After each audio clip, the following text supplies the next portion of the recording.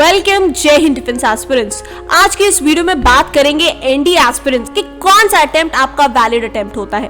अक्सर काफी बार students apply कर देते हैं लेकिन उन्हें एसएसबी कॉल लेटर्स नहीं आते हैं क्योंकि वो उनके वैलिड अटेम्प्ट्स नहीं होते हैं और इस तरीके से उनके रिटर्न की गई सारी मेहनत बेकार हो जाती है। तो आज की इस वीडियो में मैं आपके यही डाउट्स को क्लियर करने वाली हूँ।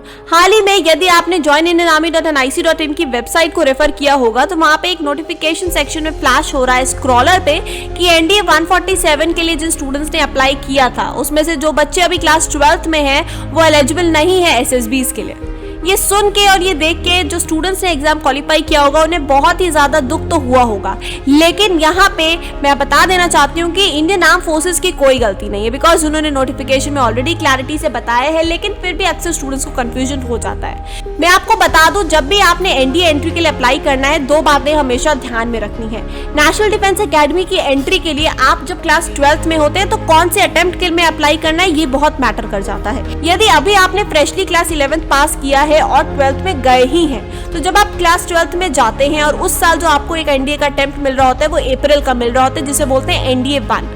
तो यदि आप क्लास 12th में हैं और एनडीए 1 अटेम्प्ट के लिए अप्लाई करते हैं तो ये आपका वैलिड अटेम्प्ट नहीं है।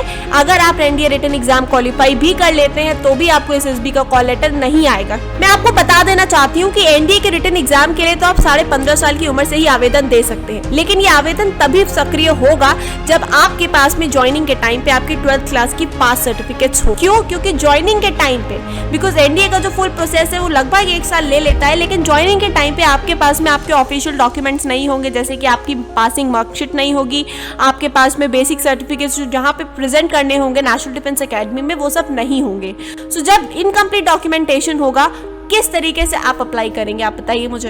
तो इसीलिए आपको जो सजेशन मैं देना चाहती हूँ और जो लीगली आपका वैलिड अटेम्प्ट होता है वो होता है एनडीए 2 वाला। आप क्लास 12th में है, एनडीए 2 का जो कि सितंबर वाला अटेम्प्ट होता है, जैसे इस साल वो एग्जाम नवंबर में हो रहा है, वो अटेम्प्ट जो है वो आपके लिए वैलिड अटेम्प्ट होता है क्योंकि उस अटेम्प्ट को यदि आप क्लियर करते हैं फिर आपकी एसएसबीज आती है। एसएसबी आने के बाद में जब तक फाइनली आपको नेशनल डिफेंस एकेडमी को ज्वाइन करना होता है आपके पास में जो बेसिक डॉक्यूमेंट्स रिक्वायर्ड होते हैं एनडीए ज्वाइन करने के दौरान, that is your marksheet, your passing certificates, character certificates and an number of things जो कि क्लास 12 को पास करने के बाद ही आपको इशू किए जा सकते हैं, वो वहां पे आप एविडेंस के फॉर्म में प्रूव कर पाओगे।